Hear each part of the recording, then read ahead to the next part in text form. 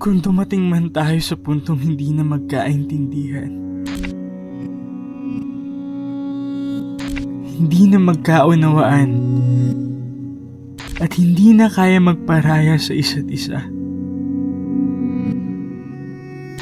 pipilitin ko pa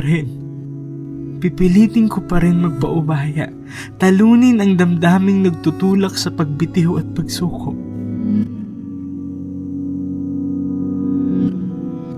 Hindi kita susukuan, mahal.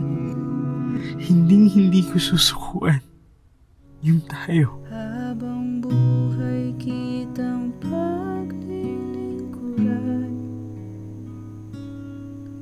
asahan mo di ka pababayaan, kahit na iyong